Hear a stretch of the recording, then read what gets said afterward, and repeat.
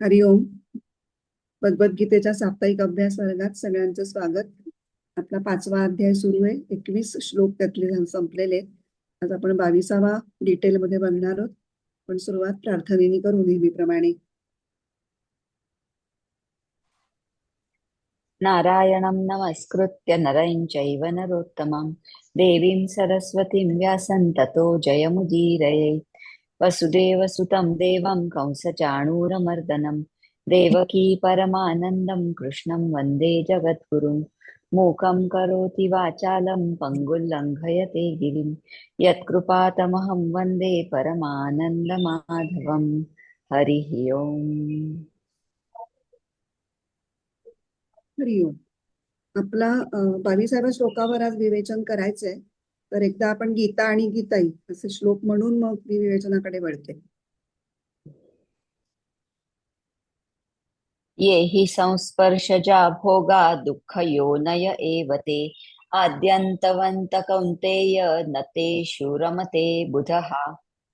विषयातील जे भोग ते दुःखासची कारण, येती जसे तसे जाती विवेकी नरमे तिथे. तर मागच्या श्लोकामध्ये अक्षय सुख अनुभवणाऱ्या योगयुक्ताचं वर्णन करून झालं. ब्रह्मयोगयुक्तात्मा असं त्याला संबोधलेलं होतं तिथे. आपल्याला असा प्रश्न पडेल की योगयुक्त नसणारी माणसं सुद्धा सुखासाठीच प्रयत्न करत असतात. प्रत्येक जण इथे सुखासाठीच प्रयत्न करत असतो. मग आणि कमी अधिक प्रमाणात ते आपल्याला मिळतही असतं. असं काही नाही की आपण सारखे दुःखातच बुडालेले असतो. आपल्याला सुख कशात जे वाटतं की त्यासाठी आपण प्रयत्न करतो, ते आपल्याला मिळतं आणि काही काळ तरी आपण सुखात असतो. मग अक्षय सुख भोगणारा योगयुक्त त्याला जे सुख मिळतं ते सुख आणि आपल्यासारख्या सर्वसामान्य लोकांना जे मिळतं ते सुख, ह्या दोन सुखामध्ये काय फरक आहे हे या श्लोकामध्ये सांगता सांगता पुढे एक साधकांना संदेश सुद्धा भगवंत या श्लोकात देतात. तो काय आहे की ज्ञानी पुरुष या विषयांच्या उपभोगामध्ये जसा रमत नाही तसा तुम्हीही रमू नका. तुम्हीही रमू नका असं म्हटलेलं नाहीये, पण ते म्हणायचंय. ते आपण लक्षात घ्यायचं. नतेषु रमते बुधः. शहाणा किंवा विद्वान म्हणजे खरं म्हणजे आत्मबोध ज्याला झालेला आहे, आत्मबोधात असलेली व्यक्ती, हा तेषु म्हणजे संस्पर्शज भोगेषु.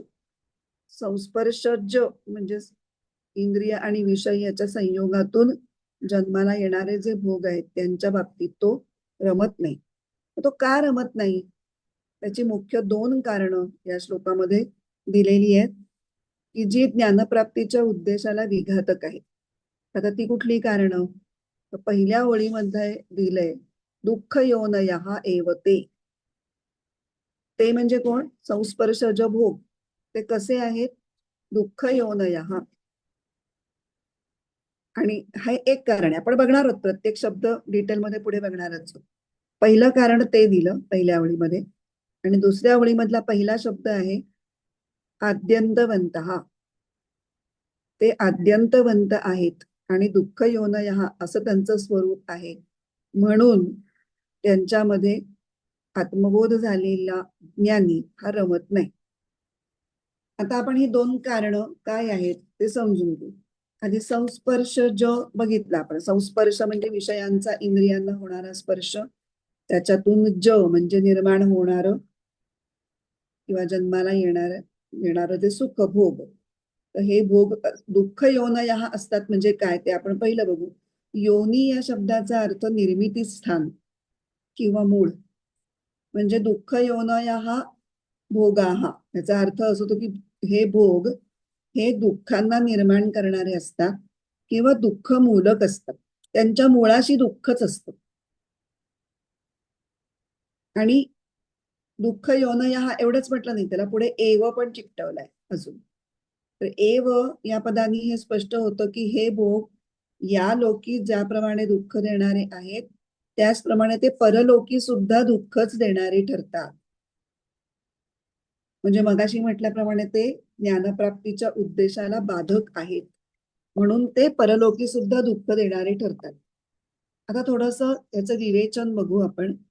भोग या शब्दाची व्याख्या रामसुखदास कशी करतात, तर विविध जे विषय आहेत, शब्द, स्पर्श, रूप, रस, गंध, या विषयांशी इंद्रियांचा जेव्हा आसक्तीपूर्वक संबंध येतो आणि त्या संबंधातून जेव्हा सुख होतं त्याला आपण भोग असं म्हणतो. आता हे संबंधजन्य किंवा त्याला इंद्रियजन्य असंही म्हणता येईल. हे संबंधजन्य किंवा इंद्रियजन्य जे भोग आहेत त्या भोगांमध्ये, त्या भोग भोगण्याच्या प्रक्रियेमध्ये मनुष्य हा कधीही स्वतंत्र नसतो, म्हणजे तो पराधीन असतो. हा मुद्दा एकदा मागे आपला याच श्लोकामधल्या अलीकडच्या कुठेतरी 2-3 याच्या वेळेला आपण बघितलाय.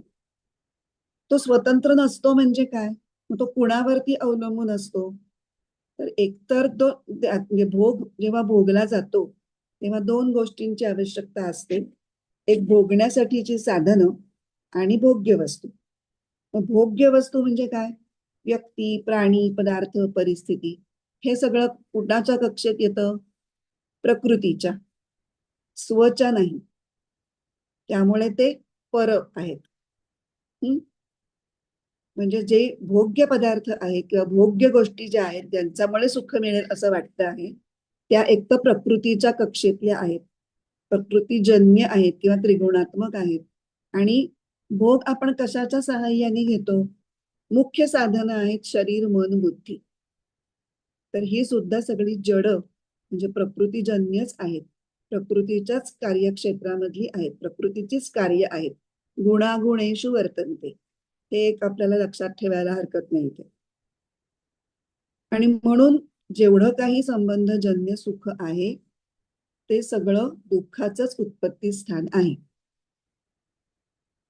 कशामुळे हे म्हटलंय, थोडासा विचार केला तर जेव्हा एखादी गोष्ट आपल्याला मिळते तेव्हा आपल्याला इतकं सुख का होतं, तर मुळात ती जेव्हा वस्तू आपल्याकडे नसते, त्या वस्तूचा जेव्हा आपल्याकडे अभाव असतो तेव्हा आपल्याला दुःख असतं.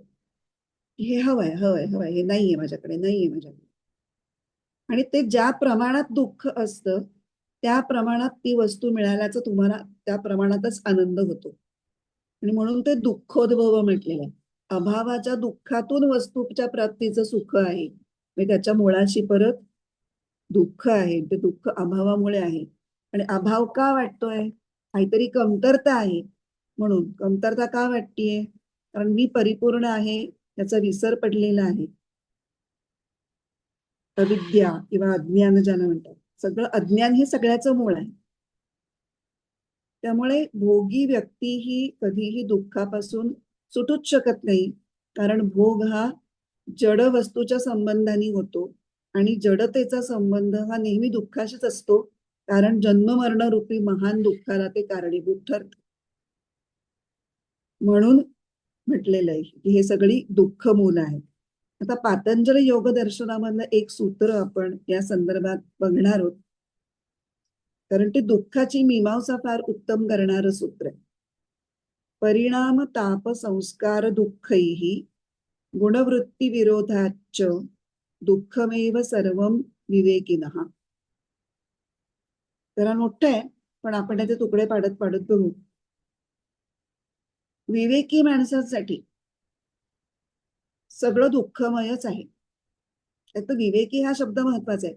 खरं तर जी कारणं आहेत ती विवेकी आणि अविवेकी दोघांनाही समानच लागू आहेत. पण अविवेकी लोकांना चूक काय बरोबर काय हे माहितीच नाहीये.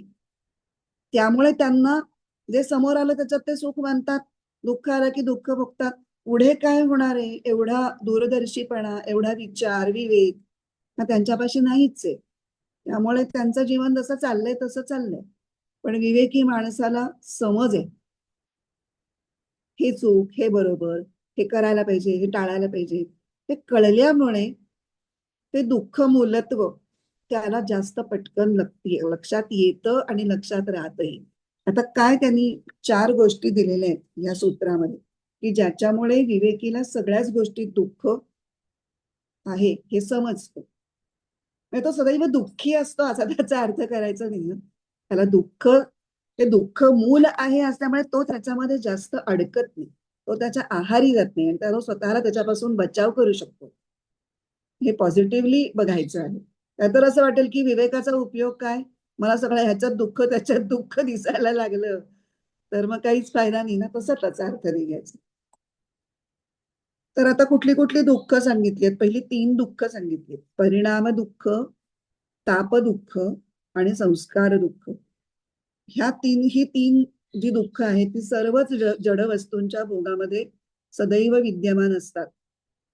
आणखी गुणवृत्ती विरोधाच्च, तिन्ही गुण म्हणजे 3 गुण, सत्व रज तम, आणि त्या तिन्ही गुणांच्या वृत्तीमध्ये परस्पर विरोध असल्यामुळे विवेकी पुरुषाला सगळंच्या सगळे भोग हे कायम दुःख रूपच आहेत हे कळतं किंवा त्याला ते जाणवतं. तर या सूत्रात ज्या 4 गोष्टी आपण आता शब्दार्थ बघितला त्या त्या आता आपण थोड्या जरा अधिक सखोल बघूया. परिणाम दुःखापासून सुरुवात करू. परिणाम दुःखामध्ये परिणाम हा शब्द ऐकू आल्या आल्या मला भगवद्गीतेचा 18व्या अध्यायातला एक श्लोक स्मरला. 38वा श्लोक येतो. विषयेंद्रिय संयोगात यत्तदग्रे मृतोपमं परिणामे विषमिव तत्सुखम राजसंस्कृतम. 18व्या अध्यायात सुद्धा सत्व रज तम या 3 गुणांच्या अनुषंगाने बरीच चर्चा झालेली आहे. कर्म कशी, कुठली सुख सुख कर्म, फळ, तप, यज्ञ, दान, हे सगळं सत्व रज तमाप्रमाणे ते कसं कसं बदलत जातं हे सगळ्याचा एक धांडोळा पूर्ण 18व्या अध्यायात घेतलेला आहे. त्याच्यातला हा श्लोक आहे. श्लोकाचा अर्थ असा आहे की विषयेंद्रिय संयोगात, विषय आणि इंद्रिय यांच्या संयोगामधून उत्पन्न झालेलं जे होणारे जे सुखभोग आहेत ते अग्रे अमृतोपमम, म्हणजे सुरुवातीला ते अमृताप्रमाणेच वाटतात, अत्यंत मधुर वाटतात, आनंद घेतो त्याचा. पण परिणामे विषमिव, सुरुवात जरी त्याची चांगली असली, आनंदाची असली, तरी नंतर मात्र पुढे जाऊन ते विषाप्रमाणे दुःख देणारेच ठरतात. आणि अशा दुःखात परिवर्तित होणाऱ्या सुखांना राजस सुख असं म्हणतात. आता दुःखात का परिवर्तन होतं याची कारणमीमांसा आता आपण 2 विद्वानांची मतं ह्या 4ही मुद्द्यांच्या वरती विचारात घेणार आहोत. एक रामसुखदास आणि दुसरे डॉक्टर शंकर अभ्यंकर. रामसुखदास म्हणतात की विषय भोगाचा परिणाम स्वरूप जो भोगणारा आहे त्याच्या शक्तीचा पण ऱ्हास होत जातो आणि भोग्य वस्तू सुद्धा संपून जाते, भोग्य वस्तूचाही नाश होतो. त्यामुळे शेवटी ते दुःखात परिणाम पावतात. कारण जी गोष्ट हवी आहे ती कधीतरी संपणार आणि संपल्यानंतर मला त्याचं दुःख होणार आणि ती वस्तू भोगण्याची माझी क्षमता सुद्धा कमी कमी होत जाणार. आणि डॉक्टर शंकर अभ्यंकर एक वेगळा मुद्दा त्या बाबतीत सांगतात की आपल्याला असं कळतं की पापाचरणामुळे आपल्याला एखादं फळ भोगावं लागत असेल तर ते निर्विवाद दुःख रूपच असणार किंवा ते असतं. आपल्याला जेव्हा दुःख समोर येतं तेव्हा आपल्या मनात येतोही विचार, कशामुळे हे झालं, मलाच का झालं, असा एक नेहमी आपल्या मनात जो प्रश्न येतो. आता आपण हा प्रश्न मनात आला की लगेच म्हणतो काहीतरी माझ्या हातून घडलंय असेल, त्याचीच फळं भोगतीये मी. कारण आता आपल्याला कर्माचा सिद्धांत माहिती झालाय, कर्म विपाक आपल्याला कळतो. त्यामुळे आपण जास्त इतरांना दोष न देता, अर्थात नशिबाला सुद्धा सारखा दोष देणं बरोबर नाही, पण आपल्या मनात तो पहिला विचार येतो. तर पापाचरणामुळे तुम्हाला वाईट फळं भोगावी लागणार, दुःख प्राप्त होणार, ह्याच्याबद्दल आपल्याला काही शंका नाही, तो निर्विवाद आहे, त्यात काही वाद नाही. पण पुण्याचरणाने सुद्धा प्राप्त झालेले जे विषय असतात ते सुरुवातीला जरी सुखप्रद वाटले तरी नंतर ते दुःखातच परिवर्तित होतात. का तर एकतर त्यांच्या सेवनाने शाश्वत तृप्ती होतेच असं नाही, म्हणजे होतच नाही असंच आहे खरं म्हणजे. तात्पुरतीच तुम्हाला थोड्या थोड्या वेळासाठी तृप्त वाटत असतं. आणि त्याचबरोबर रागद्वेष नावाचे जे क्लेश आहेत ते मात्र त्याच्यामध्ये वाढत राहतात, नकळतच, आपल्याही नकळतच. हे आवडतं ते आवडत नाही, आवडतं ते अजून हवं, न आवडतं तर नको. आणि रागद्वेष आपल्याला कर्माच्या बंधनात पाडतात, हे आपण पूर्वी बघितलेलं आहे. म्हणून तर आपल्याला 3ऱ्या अध्यायात सांगितलंय ना की रागद्वेष हे त्या परमार्थाच्या वाटेवरचे चोर आहेत, लुटारू आहेत, त्यांच्यापासून सावध राहा. पण त्या इतकं नॅचरल असतं ते आपल्यासाठी की ते थोपवणं म्हणजे खरोखर परीक्षाच आहे. आवड आणि नावड असणं इथपर्यंतच ठीक आहे, त्याच्या आहारी जायचं नाहीये. हे इथपर्यंत, कारण आवड नावड येणारच, कारण ते आपण घेऊनच आलो. अगदी जन्मल्यापासूनच ते आपण घेऊन आलो, तर मग त्याच्याविषयी आपल्याला काही करता येणार नाही. पण त्याच्याप्रमाणे वागायचं का नाही हे आपण ठरवू शकतो. कारण आता आपण विवेकी असं स्वतःला म्हणवणार आहोत. एवढा विवेक आपल्यामधला जागृत झालेला आहे किंवा व्हायला हवा असं म्हणू. तर हे आता आपण बोललो ते सगळं परिणाम दुःखावर. आता दुसरं दुःख आहे ते तापदुःख. तर तापदुःख हे भोग वस्तू मिळालेली असताना सुद्धा जे सुख दुःख होत राहतं त्याला तापदुःख या गटामध्ये टाकलेलं आहे. आता कधी कधी असं असतं की भोग्य वस्तू आहे तरी सुद्धा आपण दुःखात आहोत. तर माझ्याकडे सगळ्या गोष्टी आहेत, बरेचशा भोगवस्तू आहेत, पण त्याच वस्तू अधिक प्रमाणात माझ्या ओळखीच्या कोणाकडे आहेत, माझ्या बहिणीकडे आहेत, भावाकडे आहेत, किंवा मैत्रिणीकडे आहेत, शेजारणीकडे आहेत. त्या जास्त प्रमाणात आहेत, जास्त उच्च दर्जाच्या आहेत, तर मग त्याचा जो मला त्रास होतो. माझ्याकडे ठीक आहे, माझ्याकडे गाडी चांगली आहे, पण तुझ्याकडे मर्सिडीज आहे, माझ्याकडे नाहीये. ह्यानी मला जर दुःख होत असेल तर ते तापदुःख या सदरात जातं. तुझ्याकडे जे काही आहे त्याचा तू आनंद कर ना. तिच्या मर्सिडीजमुळे तू कशाला दुःखात पडतेस. पण होतं असं कधी कधी. गाडीत नसेल तर साडीत असेल किंवा दागिन्याचं होतं, कशाच्याही बाबतीमध्ये होऊ शकतं. पुरुषांना गाड्यांचं जास्त वाटतं, बायकांना साड्यांचं किंवा दागिन्यांचं वाटतं. सगळे दागिने आहेत पण अजून डायमंडचं नाहीये माझ्याकडे काही. म्हणजे असलेल्याचं दुःख सुख नाही, नसलेल्याचं दुःख. दुसरं, आपल्या इच्छेनुसार पूर्ण भोग जेव्हा मिळत नाही तेव्हाही आपल्याला दुःख वाटतं. त्याचं सोपं आणि सगळ्यांना पटेल असं उदाहरण म्हणजे, आपण समजा एखाद्या परीक्षाला बसलोय, आपल्याला मनात ठरवलं की आपल्याला 90-95% तरी मिळायला पाहिजे, 90% धरू, 90%साठी मी अभ्यास करते, आणि समजा 87-88 पडले किंवा 85 पडले, तर आता ते कमी आहेत का किंवा वाईट आहेत का? तर खरं म्हणजे नाही आहेत, ठीक आहेत ते. पण मी मनात 90 किंवा 95 धरलं होतं, त्याच्यापेक्षा खाली आहेत ना ते. मग मी दुःख करणार. आता अशी मी उदाहरणं बघितलेली आहेत की एक मुलगा होता अत्यंत हुशार, आणि तो पहिला आला होता.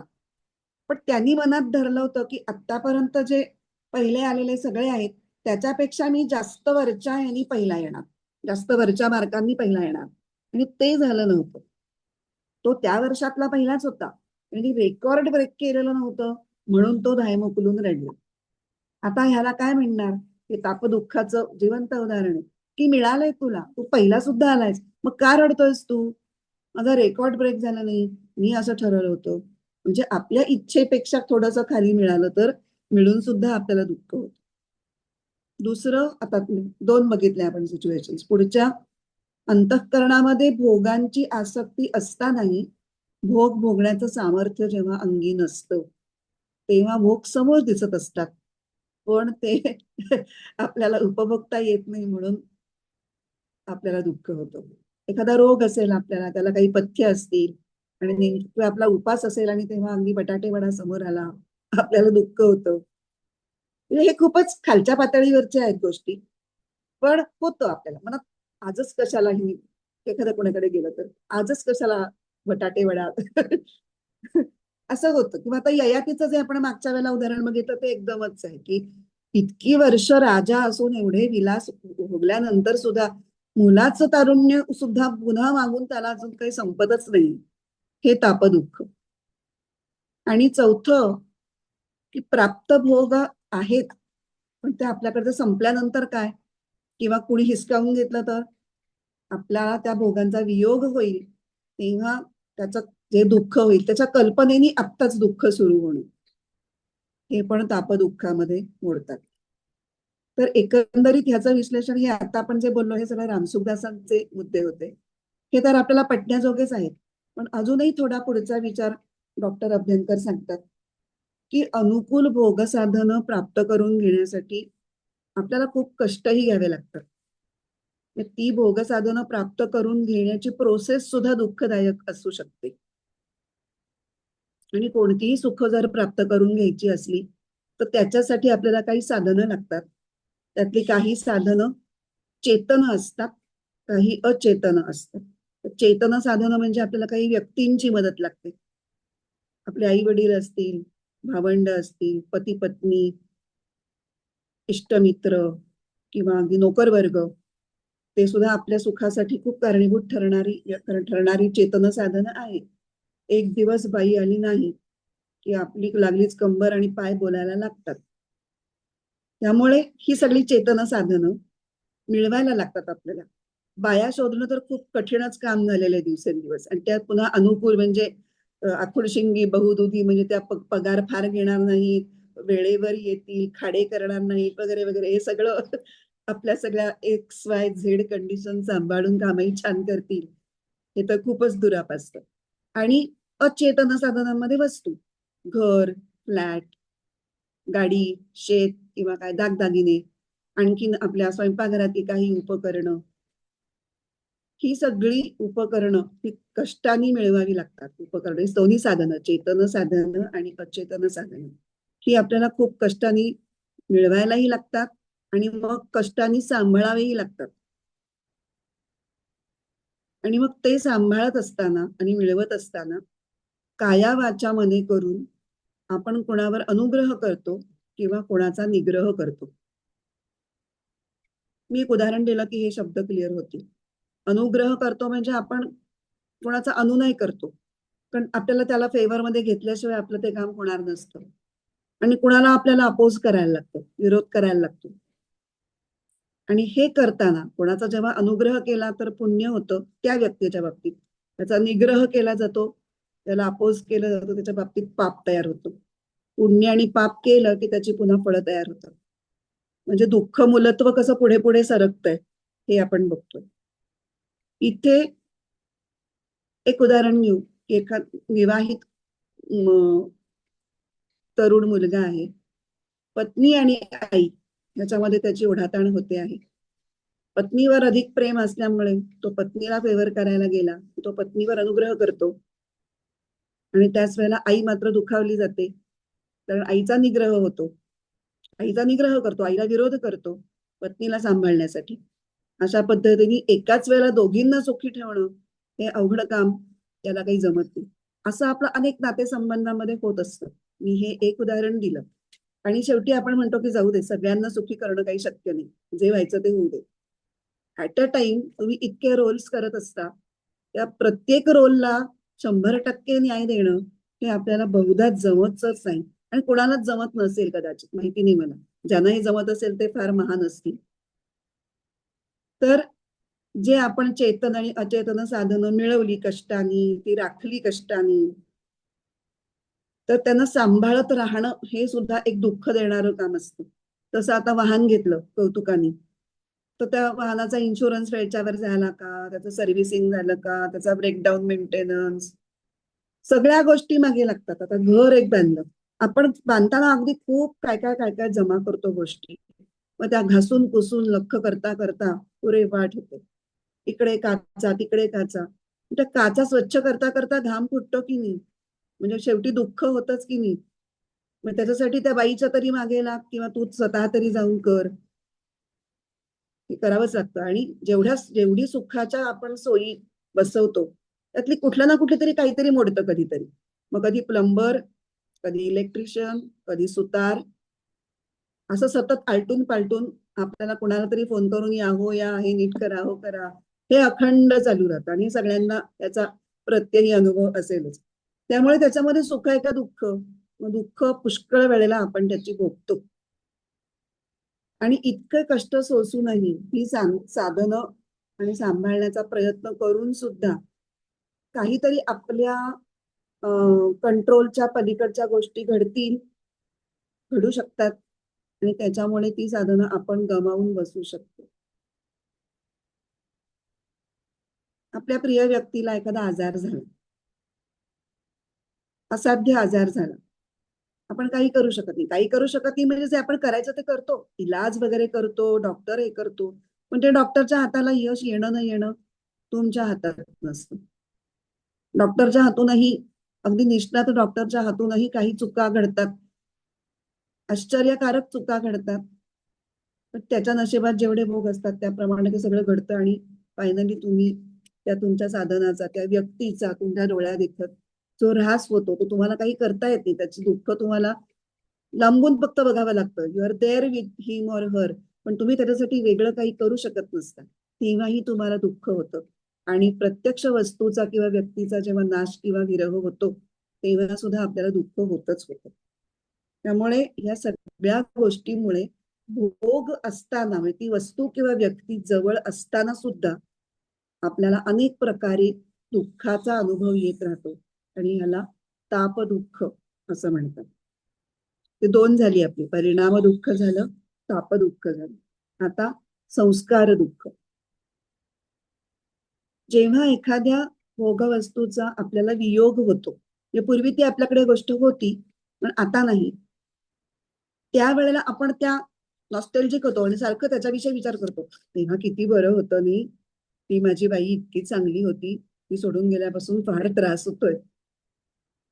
किंवा काय जे आपण लहानपणी खूप काहीतरी छान अनुभव घेतला असेल जो आता आपल्याला नसेल. आमच्या वेळचं पुणं किती छान होतं, मी मजेत सायकलनी बागडायचो. आता किती ट्रॅफिक आहे, आपण तिकडे रमलोय आणि आता दुःख करतोय, या क्षणामध्ये दुःख करतोय. त्याला याही म्हणजे जुन्या घडलेल्या सुखभोगांचं वारंवार स्मरण करून आत्ताच्या क्षणामध्ये दुःख करणं हे सुद्धा एक प्रकारचं संस्कार दुःख आहे. आणि दुसरं कर्मविपाकाच्या यांनी जे आपण बघतो ते तर संस्कार दुःख आहे की सुख मिळावी आणि दुःख टळावी म्हणून माणसाच्या हातून काही काही बऱ्या वाईट गोष्टी घडत असतात आणि त्या सगळ्या बऱ्या वाईट कर्मांचे शुभ आणि अशुभ संस्कार हे त्या कर्त्याच्या चित्तावर साठवले जातात. त्यालाच आपण कर्माशय असा शब्द वापरतो किंवा वासनांच्या रूपाने ते साठवले जातात. आणि मग त्या कर्माशयापासून निर्माण होणारी काही फळ जी या जन्मात भोगायला लागतील किंवा काही पुढच्या जन्मासाठी साठवली जातील आणि प्रारब्ध म्हणून पुढच्या जन्माचं गाठोडं तयार होईल आणि ती भोगण्यासाठी पुन्हा तुम्हाला जन्म मरणाच्या पेऱ्यामध्ये यावं लागेल. तर ह्याला पण संस्कार दुःखिता असं म्हणतात. आता त्या सूत्रातले पहिले 3 आपले शब्द झाले, परिणाम ताप संस्कार दुःखही. आता चौथं जे आहे गुणवृत्ती विरोधात च. तर सत्व रज आणि तमो ह्या गुणांचं प्राबल्य प्रत्येकाच्या अंतःकरणामध्ये सतत बदलत असतं. कधी सत्वगुणवर येतो, कधी रजोगुणवर येतो, कधी तमोगुणवर येतो आणि जो गुण वर येतो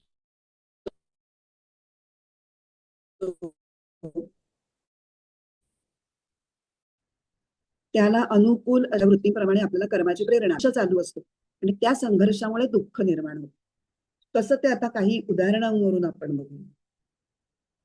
आता हे सगळं आपण विवेकी माणसाच्या बाबतीत बोलतोय बरं का, हे एकदा पुन्हा लक्षात आणायचं. भोगामध्ये रुची अजून त्या विवेकी माणसाची आहे.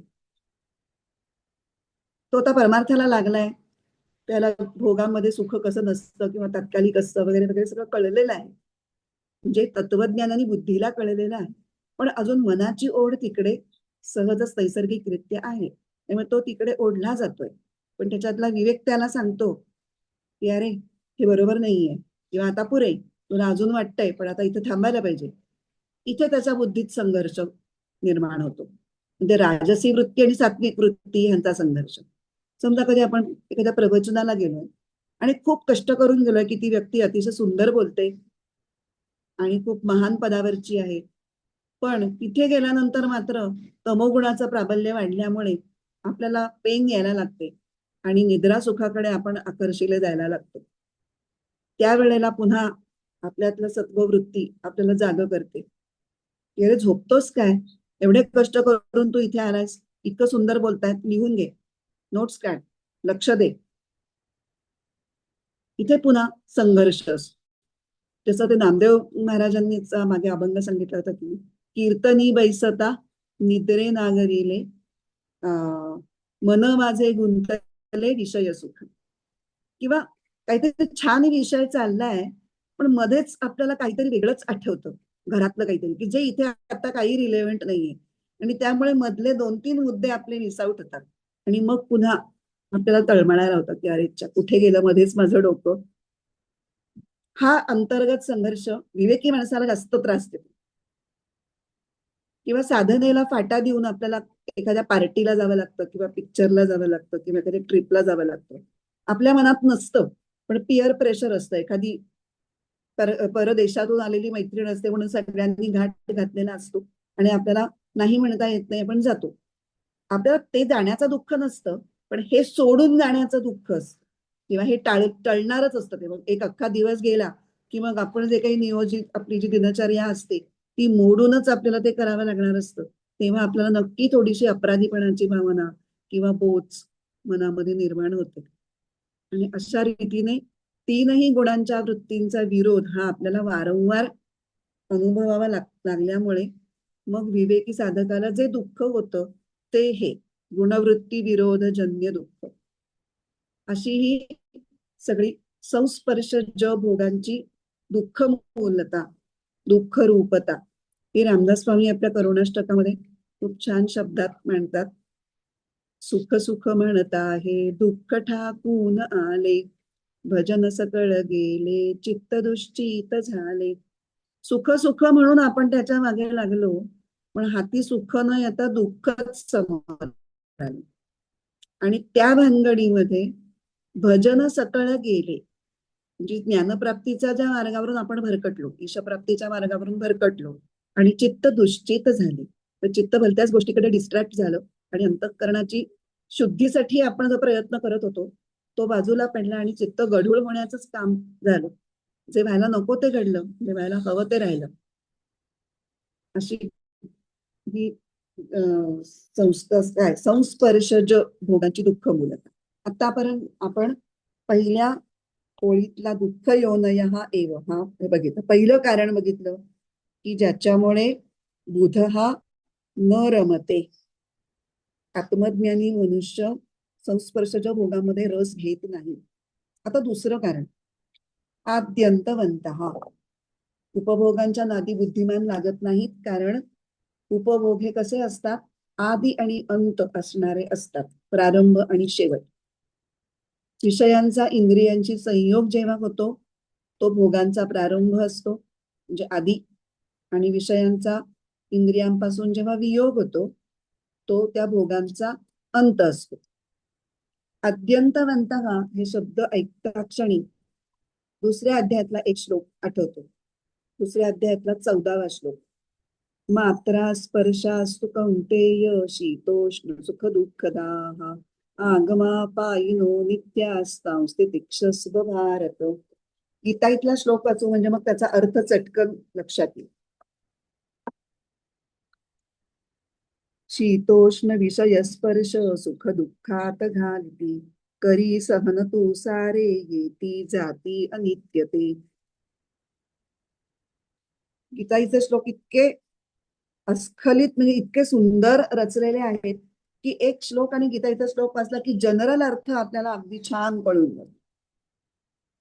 तर इंद्रिय आणि विषय यांच्या संयोगातून मिळणारे सगळे भोग हे येणारे जाणारे म्हणजे काय, तर अनित्य आहेत आणि हे कधीही एकरूप राहू शकतच नाही. का बरं? कारण ते स्वरूपाशी एकदम त्यांचं रूप, स्वरूपाचं जे आपण वर्णन करतो स्वरूप लक्षण, सच्चित आनंद स्वरूप, आणि भोगांचं हे लक्षण ही खूप वेगळी आहेत, पूर्णपणे भिन्न आहेत. त्यामुळे ती स्वरूपाशी एकरूप होऊन राहू शकत नाही. आता कुठल्या कुठल्या बाबतीत भिन्नता आहे, हे आता आदी अंत असणे, आदी अंत असणारे भोग असतात आणि स्वरूप कसं असतं, अनादी अनंत. संस्पर्शज भोग कसे असतात, अनित्य, येणारे जाणारे म्हणजेच अनित्य, आणि स्वरूप असतं नित्य. नंतर भोगांमध्ये परिवर्तनशीलता असते, विकार असतात. विकार म्हणजेच परिवर्तनशीलता, बदलणं, सतत बदल घडत असतात. स्वरूप कायम अविकारी असतं किंवा निर्विकार असते. भोग हे जड असतात, त्रिगुणात्मक असतात, आणि स्व हे चैतन्ययुक्त असतं. दुसरा एक महत्वाचा फरक संस्पर्शज भोग आणि स्व याच्यामध्ये, की भोगांची प्राप्ती ही नेहमीसाठी आणि सर्वांसाठी नसते. वेगळा मुद्दा आहे जरा नीट आहे. भोगांची प्राप्ती ही नेहमीसाठी आणि सगळ्यांसाठी नसते. सगळ्यांसाठी नसते म्हणजे काय? दोन मनुष्यांना सुद्धा समान रीतीने भोग प्राप्त होतात असं नाही. मग त्या व्यक्ती अगदी एकाच वातावरणात राहिलेल्या असल्या तरी सुद्धा प्रत्येकाचे भोग निराळे असतात. दोन मुलं एकाच संस्कारात एकाच आई वडिलांच्या पोटी जन्मून सुद्धा त्या दोघांना समान संधी उपलब्ध असून सुद्धा ते ते दोघं वेगवेगळे भोग भोगतात. इथे मात्र स्वरूपाच्या बाबतीत मात्र भगवंताची प्राप्ती ही नेहमीसाठी आणि सर्वांसाठी आणि एकाच पद्धतीची असते. सगळ्यांचा आत्मबोध झाल्यानंतरचा किंवा आत्मबोध होतानाचा जो अनुभव असतो तो समानच असतो. म्हणून एक वाक्य आहे ना, संत दिसती वेगळाले परंतु ते स्वरूपी मिळालेले. म्हणजे स्वरूपाच्या बाबतीत त्यांचा अनुभव अत्यंत सारखाच असतो, पण स्वरूप एकच आहे, एकमेवा द्वितीयच आहे, सच्चित आनंद स्वरूपच आहे. त्यामुळे त्याचा अनुभव वेगळा येणंच शक्य नाही. एकत्व हा एक महान गुण स्वमध्ये आहे. त्यामुळे स्वला कधीही भोगांपासून शाश्वत सुख हे मिळू शकत नाही, कारण भोग हे स्वरूपाशी एकरूप होऊ शकत नाही. पुढे 15व्या अध्यायात एका श्लोकामध्ये भगवंत म्हणतात, ममई वांशो जीवलोके जीवभूत सनातना. म्हणजे जीव हा परमात्म्याचाच अंश आहे आणि म्हणून परमात्म्यापासून त्याला अक्षय सुख मिळू शकतं, असं आपण गेल्याच श्लोकामध्ये बघितलं. स ब्रह्मयोग युक्तात्मा सुखमक्षयमश्नुते. आपण मागच्या ह्याच्यामध्ये करुणाष्टकातल्या कुठल्या बरं ओळी म्हणल्या होत्या? विषयजनित सुखे सौख्य होणार नाही, तुझं विण रघुनाथा गोखटे सर्व काही. फक्त रघुनाथाकडूनच सुख खरं मिळणार आहे, बाकी सगळे खोट आहे. बाकी मिळणारं सुख, विषय भोगांपासून मिळणारं सुख हे खोट आहे.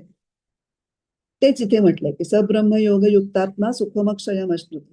म्हणून हे हे आद्यंतवंत हे लक्षण हे ज्ञानी लोकांना तर कळलंय. दुःख योनया हेही कळलंय. आपण ह्याची एवढी चर्चा का केली? तर आपण जेव्हा आद्यंतवंत हे हे भोग आहेत ह्याच्याकडे जेव्हा आपलं लक्ष जातं किंवा ही जेव्हा फॅक्ट आपल्याला प्रकर्षाने लक्षात जर ठेवली गेली तर सुख दुःखाचा प्रभाव जो आपल्यावर पडतो तो कमी होऊ शकतो. की हेही जाणार आहे, चांगलंही जाणार आहे, म्हणून त्याच्याने न उल्हासे न संतापे हे आपल्याला कसं साधावं ह्याच्यासाठी हा सगळा अट्टाहास म्हणा किंवा हा सगळे प्रयत्न, हे सगळे शब्द एवढ्या खोलात जाऊन समजून घेणं, इतकी उदाहरणं बघणं, हे सगळं त्याच्यासाठी चालू आहे. की आद्यंतवंत हे पद एकदा नीट कळालं की ते भोगाच्या प्रभावाला नष्ट करण्यासाठी किंवा खूप प्रमाणात कमी करण्यासाठी एखाद्या औषधासारखं उपयोगी येऊ शकतं. म्हणून आपण हे दुःख योनित्व आणि आद्यंतवंत एवढं अगदी साध्यंत बघितलं. आता या संदर्भामध्ये आपण एक गोष्ट बघणार आहोत. कठोपनिषदातला प्रसंग आहे. कठोपनिषदाची बेसिक गोष्ट मला असं वाटतं बऱ्याच जणांना माहिती असेल की नचिकेता नावाचा एक अगदी छोटा 8-10 वर्षांचा मुलगा, त्याचे वडील एक यज्ञ करत असतात आणि त्या यज्ञामध्ये सर्वस्वाचं दान करणं अपेक्षित असतं. म्हणजे ते अत्यंत घाणेरड्या गोष्टी सुद्धा दान करत असतात. म्हणजे अगदी मरतुकड्या, मरायला टेकलेल्या गायी वगैरे असं. तर ते बघून त्याला फार अस्वस्थता येते की माझे वडील हे असं वाईट गोष्टी जर त्यांनी दान केल्या तर त्यांना पुण्य लागायच्या ऐवजी पापच लागेल, असं म्हणून तो बरं हे वडिलांना कसं सांगणार. पूर्वीच्या काळातला मुलगा येतो त्यामुळे तो विचार करतोय की हे मी बोललेलं वडिलांना आवडेल का. त्यामुळे तो वडिलांना म्हणतो की बाबा तुम्ही मला कोणाला देणार. ते एकदा दुर्लक्ष करतात, तो पुन्हा पुन्हा तिसऱ्या चौथ्यांदा मात्र ते सरकतात. ते म्हणतात जा तुला यमालाच देऊन टाकतो. हा कशाला मध्ये मध्ये लुडबुड करून नाही त्या गोष्टी विचारतोय. ते असं काही त्यांना खरा त्यांना यमाला द्यायचं असतं किंवा जर आपण म्हणू मर मेल्या तिकडे असं जे आपण आई एखाद्या वेळेला म्हणते तसंच ते असतं. मग नंतर त्यांना त्याचं खूप दुःखही होतं. पण हा खूपच वेगळा मुलगा असतो. तो म्हणतो आता तुम्ही मला यमाला दिलायत ना, तर तुमचं वचन खरं करणं माझं काम आहे, तर मी यमाकडे जाणार. आणि तो यमाकडे जातो. तो जेव्हा पोचतो तेव्हा यम तिथे नसतो. त्यामुळे 3 रात्री त्याला तिथे थांबावं लागतं आणि तो भुकेलेला तहानलेला तिथे दाराशी थांबलेला असतो. जेव्हा यम घरी परत येतो तेव्हा त्याला दिसतं की एक अतिथी रूपामध्ये एक छोटा मुलगा इथे थांबलेला आहे. आणि तो म्हणतो की असा अतिथीनी बिना अन्न पाण्याचं 3 रात्री राहणं हे खूपच म्हणजे बरोबर नाही झालं. गृहस्थ म्हणून माझ्या हातून मोठं पाप घडलं. म्हणून तो त्याला वर देतो की तू कुठले तरी 3 वर वर माझ्याकडनं मागून घे, म्हणजे मी या पापातून मोकळा होईन. आणि मग पहिले 2 वर तो सामान्य, तो हुशार असतो. पहिले 2 वर तो असे मागतो की ज्या यांनी तो परत घरी जाईल, तो वडिलांचा संताप शांत झालेला असेल, ते मला परत घरी घेतील वगैरे वगैरे. मग दुसऱ्या ह्यानी तो नचिकेत एक अग्निविद्या प्राप्त करतो की ज्याच्यामुळे त्याला स्वर्ग प्राप्त होऊ शकतो.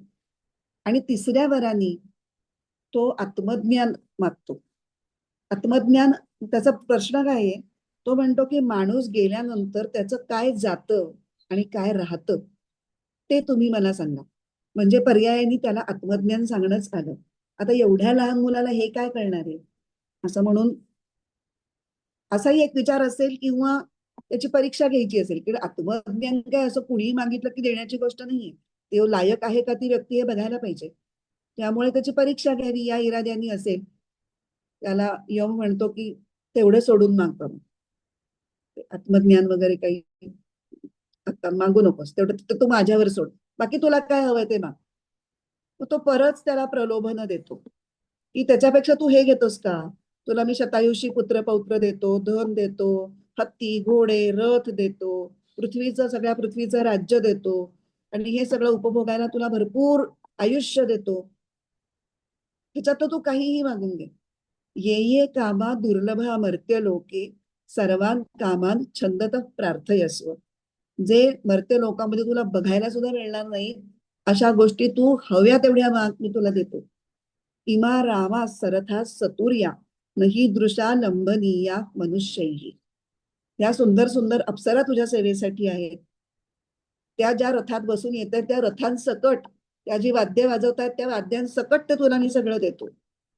मनुष्यालाही मिळत नाही बरं, घेऊन टाक मी तुला देतोय तर.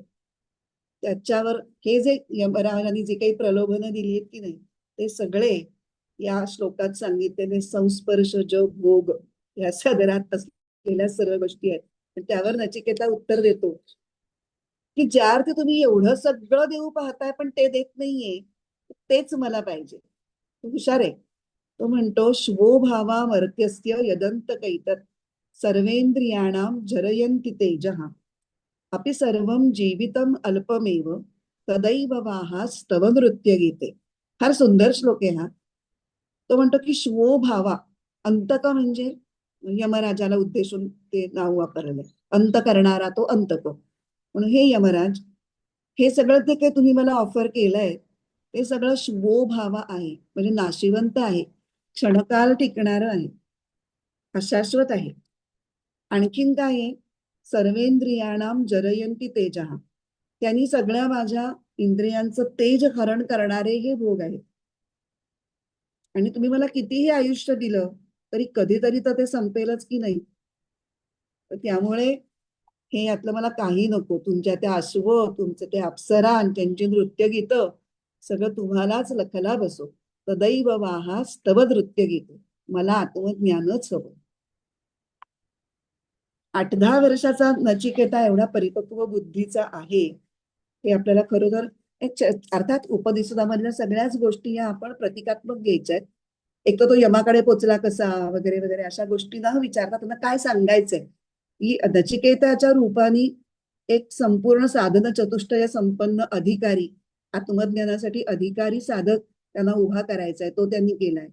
आणि त्या प्रश्नोत्तरांच्या माध्यमातून ह्या सगळ्या नश्वरतेवर त्यांना नश्वरतेचा परिचय करून द्यायचा आहे, तो त्यांनी केलाय. विषय भोगांच्या विषयी नचिकेत्याचे जे विचार आहेत त्याच्यातून आपल्याला काय कळतंय की हे विषय भोग हे सगळे इंद्रियांचे तेज क्षीण करणारे आहेत. आणि म्हणून इंद्रिय संयम ठेवणारे योगी लोक हे अत्यंत तेजस्वी दिसतात. दिसतात म्हणजे ते असतात. आणि जे भोगांच्या आहारी गेलेले असतात ते तेवढे तेजस्वी नसतात, कारण भोग उपभोगण्यामुळे त्यांची शक्ती क्षीण होत जाते. सततच्या भोगामुळे धर्म, आयुष्य, यश आणि बल हे सुद्धा सगळं उतरणीला लागतं. हे सगळं अमर्याद भोगांच्या बद्दल बोलतोय बरं का आपण. सामान्य भोग हे भोगल्याशिवाय आपलं आयुष्य चालणार नाही. तेव्हा अतिरेकी काही माणसं त्याच्या मागे लागतात, त्यांच्याबद्दल हे चालू. त्यामुळे मग शंकराचार्य आपल्या भजगोविंदम मध्ये म्हणतात, सुखतः क्रियते रामा भोगः पश्चाद हंत शरीरे रोगः. म्हणजे तुम्ही जर अमर्याद उपभोग घेत राहिला तर त्यांनी तुमची शक्ती तशी क्षीण होईल, तसे काही रोगही तुम्हाला लागायची शक्यता आहे. आणि विषयभोगांनी होणारं सर्वात मोठं नुकसान, आता परमार्थाचा साधक या दृष्टिकोनातून जर आपण विचार केला तर सगळ्यात मोठं नुकसान हे आहे की परमात्मा प्राप्तीच्या तुमच्या ध्येयापासून तुम्ही डिस्ट्रॅक्ट होता, तर त्याच्यापासून च्युत होता आणि आयुष्यात क्षणभंगूर आणि विनाशी अशा गोष्टींना तुम्ही प्राधान्य द्यायला सुरुवात करता आणि इथे तुमचा ऱ्हास सुरू होतो. आणि दुःखमूलक विषयांना प्राधान्य तुम्ही दिल्यामुळे आपोआपच तुम्ही सर्व प्रकारच्या दुःखांनी घेरले जायला लागता. जी आपण सर्वसाधारण दुःखांचे 3 भाग पाडतो, आध्यात्मिक, आधिभौतिक आणि आधिदैविक, असे सर्व प्रकारचे दुःखही तुम्हाला घेरून टाकतात. आध्यात्मिक दुःख, शरीराला रोग होणं, मनाला काळजा चिंता लागणं, मनाची निर्माण झालेली विह्वलता, भीती वाटणं, हे सगळे आध्यात्मिक ताप आहेत. आधिभौतिक, जवळच्या लोकांकडून अपमान सहन करायला लागणं, उपेक्षा, अनादर, निंदा सहन करावं लागणं, हे अधिभौतिक दुःख आहे. कारण सर्वसामान्य माणसं सुद्धा जे अति उपभोगांच्या आहारी गेलेल्या माणसांचा आदर करत नाहीत, त्यांना कमी लेखतात. मग ती व्यक्ती अगदी राजा असली तरी सुद्धा, भागवतामध्ये त्या वेन राजाची एक गोष्ट येते की तो वेन राजा हा असा अतिविलासी आणि तो क्रूरही असतो. म्हणजे आपल्या विलासांसाठी तो इतरांनाही खूप त्रास देत असतो. त्यामुळे सगळी प्रजा अत्यंत उद्विग्न झालेली असते आणि तो प्रशासक काही म्हणजे राज्य कारभारातली त्याच्या ड्युटीज कुठल्याच करत नसतो आणि सगळ्यांना त्रास देत फक्त उपभोग घेत असतो. सगळी प्रजा एकत्र येते, सर्व प्रशासकीय अधिकारी एकत्र येतात आणि त्याचा वध करतात. त्याला राजसिंहासनावरनं खाली खेचून त्याचा वध करतात. म्हणजे इतकं जर तुम्ही एखाद्या भोगाला आहारी गेलात, दारुडी व्यक्ती, आपल्याला फार हे हे खूप वरचं उदाहरण झालं. एखादी व्यक्ती दारू पिऊन जर धिंगाणा घालत असेल, आपोआपच त्याचं त्या घरातलं स्थान हे अत्यंत खाली गेलेलं असतं. त्याला कोणी विचारत नाही, त्याला सगळे टाळतात. हे झालं आधिभौतिक. आणि आधिदैविक, विषयांना प्राधान्य देण्यामुळे त्यांची काही आधी म्हणजे दैवी उपासना किंवा काही साधना असेल तर ती बाजूला पडल्यामुळे मग आधिदैविक दुःख सुद्धा त्याच्या मागे लागतात. विषयांच्या नादी लागणं हा जो आपण शब्द वापरतो, तर विषयांच्या नादी लागलेल्यांची काय दुरवस्था होते, ती एक अनर्थ परंपरा दुसऱ्या अध्यायातल्या 62 आणि 63 या 2 श्लोकामध्ये मिळून आपण पूर्वीच एकदा बघितलेली आहे. ध्यायतो विषयान पुंसः संगस्ते शुपजायते, संगात संजायते कामात क्रोधोभिजायते, क्रोधात भवति सम्मोहः, सम्मोहात स्मृतिविभ्रमः, स्मृतिभ्रंशात बुद्धिनाशो, बुद्धिनाशात प्रणश्यति. संपूर्णपणे त्याची उभं केलंय चित्र की एक एक एक एक पुढे पुढे जात तुमचा संपूर्ण नाश कसा होतो. त्यामुळे या जन्मामध्ये विषयोपभोगांच्या मागं लागून सदाचरण आणि ईशसेवा हे सगळं सोडून दिलं तर परलोकात तरी काय आणि कसं काय सुख मिळावं. आणि म्हणून म्हटलंय दुःख योनयः एव ते. 4थ्या अध्यायातल्या 31व्या श्लोकाचं पण एक ओळ आपल्याला हेच सांगते. नायम लोकोस्य यज्ञस्य कुतोन्यः कुरु सत्तमो. अयज्ञाला या लोकात सुख नाही तर परलोकात काय सुख मिळणार आहे. अयज्ञ म्हणजे जो कुठल्याही प्रकारचं स्वतःची आध्यात्मिक उन्नती करणारी साधना करत नाही. यज्ञाला आध्यात्मिक साधनांना तिथे यज्ञ म्हटले. कुठल्याही प्रकारे आत्मोन्नतीचा कुठलाही मार्ग जो चोखाळत नाही, आचरत नाही, त्याला याही जन्मात सुख नाही तर पुढच्या जन्मात काय सुख असणार. इथे आपण या श्लोकाचं विवेचन पूर्ण केलंय. ज्ञानेश्वरीतल्या ओव्या वाचायच्यात. एक 2-3 मिनिटं आहेत आपल्याकडे. आपण फक्त त्या ओव्या वाचून थांबूया. त्या ओव्यांवर फारसं हे करण्याची गरज नाही, विवेचन करण्याची गरज नाहीये. ओव्या 109 ते 128.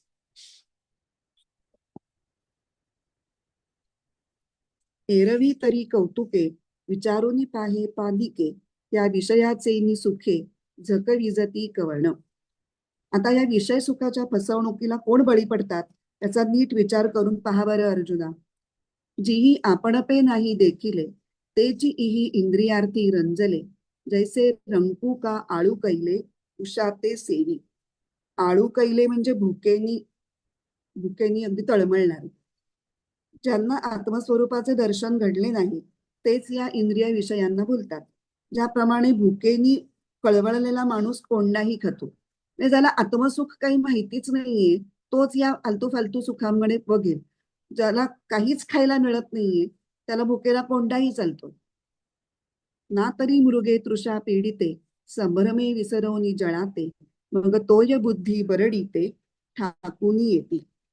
किंवा तहानेने कासावीस झालेली हरणे खऱ्या पाण्याचे स्वरूप भ्रमाने विसरून माळ जमिनीलाच पाणी मानून तिच्याकडे धूम टोकीत येतात.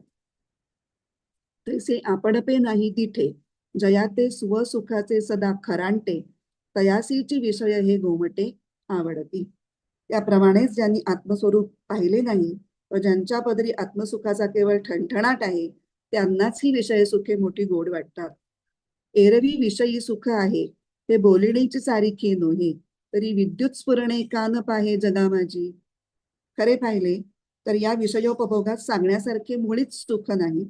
जर या विषयात सुख आहे असे म्हणायला लागलो तर मग विजेच्या चमकेतही जगाचे व्यवहार का चालू नयेत. आपण मागच्या श्लोकाच्या वेळेला हे बघितलं होतं की विजेचा प्रकाश पुरेसा आहे काही नको आम्हाला दिवे दिवे असं म्हणण्यासारखं आहे ते. आता यालाच पुढे 2-3 त्यांनी उदाहरणं दिली. सांगे वातवर्ष आतपू धरे ऐसे अभ्रत छायाची जरी सरे तरी त्रिमाळिके धवळारे करावी का. आकाशातील ढगांच्या छायेने जर वारा पाऊस आणि ऊन यांचं निवारण होऊ शकेल असं जर म्हटलं तर मग ती मजली चुने गच्ची वाडे तरी कशाला बांधावे. म्हणून विषय सुख जे बोलीजे ते नेणता का वाया जल्पिजे जैसे महूर का म्हणिजे विषकंदाते. म्हणून विषय सुख हा शब्द प्रयोगच अर्थहीन आहे. हे फार महत्वाचं. जसं एक प्रकारच्या विषारी कांद्याला महूर म्हणजे मधुर असं नाव आहे किंवा म्हणजे किती कॉन्ट्राडिक्शन आहे. विषयाला आपण विषय सुख म्हणतोय ही कल्पनाच कशी चुकीची आहे. ह्याच्यासाठी 2-3 ओव्या सांगतायत की कंद विषारी आहे तर त्याला मधुर कशाला म्हणता तुम्ही. ना तरी भौमा नाम मंगळू रोहिणी ते म्हणती जळू तैसा सुख प्रवादू बरळू विषयी कुहा. भौम या पापग्रहाला मंगळ म्हणतात म्हणजे जो अमंगल आहे त्याला तुम्ही मंगल म्हणताय आणि मृगजळाच्या भ्रमाला तुम्ही जळ म्हणताय. त्याचप्रमाणे विषयास उद्देशून सुख शब्द योजणे ही वायफळ बडबड आहे. हे असो आघवी बोली सांगपा सर्पफणीची सावली ते शीतल होईल केतुली मूषकासी. आता त्याला आणखीन गंमतशीर उदाहरण दिलंय की सापाच्या फडेची सावली उंदराला कितीशी सुखकारक होईल. म्हणजे एक उंदीर उन्हात धावतोय तो सावलीच्या शोधात आहे त्याला एक सावली दिसली तो सावलीत जाऊन बसला आणि मग कशाची बरं सावली आहे असं म्हणून बघायला गेल्यानंतर त्याला वर सर्पाचा फडा दिसला तर ती त्याला सावली सुखाची वाटेल का. जैसा आमिष कवळू पांडवा मीनू न सेवी तवची बरवा तैसा विषय संगू आगवा निभ्रांत जाणे. माशाला जो पकडण्यासाठी जो गळ लावलेला असतो त्याला जे आमिष लावलेलं असतं ते त्यांनी गिळत जोपर्यंत गिळत नाही तोपर्यंतच ठीक आहे. ते गिळाल्यानंतर त्याला त्याच्यातलं सुख आहे का. तसंच विषयांचं आहे. हे विरक्ताची ये दिठी जे न्याहाळी जे किरीटी ते पांडुरोगाची ये पुष्टी सारिखे दिसे. अर्जुना विरक्तांच्या दृष्टीने या विषयांकडे पाहिले म्हणजे ते फोपशे दिसणाऱ्या पांडुरोग्यांप्रमाणेच भासतात. म्हणून विषयभोगी जे सुख ते साध्यंतची जाण दुःख परिकाय की जे मूर्ख न सेविता न सरे. म्हणून विषयोपभोगात जे सुख भासते ते खरोखर मुळापासून शेवटपर्यंत नुसते दुःखच आहे. पण अज्ञानी लोकांनी तरी काय करावे. त्यांना ते विषय सेवन केल्या वाचून राहवतच नाही. आता इथे आपण थांबूयात. इथून पुढचे जे आहेत ते आपण नंतर वाचू. हे त्यांनी उपहासात केलाय की उपहास गर्भ या पुढच्या ओव्या आहेत की अज्ञानी लोक कसं विषयांना सुख मानतात. त्यांनी जर सुख मानलं नाही तर त्या विषयांचं कसं काय होईल बरं अशा अर्थाने त्या ओव्या लिहिल्या. त्या आपण 120 पर्यंत वाचल्यात. पुढच्या ज्या 8 ओव्या आहेत त्या आपण पुढच्या वेळेला वाचू. आता इथे थांबू. हे आपण वाचतोय ह्याच्यात एकच गोष्ट वेगवेगळ्या पद्धतीने खुलवून सांगण्याची त्यांची जी काव्य प्रतिभा आहे ना, त्याचा आनंद घेणे एवढाच त्याच्यातला उद्देश आहे. बाकी सर्व तत्वज्ञान आपण ऑलरेडी कव्हर केलेलं आहे. ओम पूर्णमद पूर्णमिदम पूर्णात् पूर्णमुदच्यते पूर्णस्य पूर्णमादाय पूर्णमेवावशिष्यते. ओम शांती शांती शांती. हरि ओम. श्री गुरुभ्यो नमः. हरि ओम.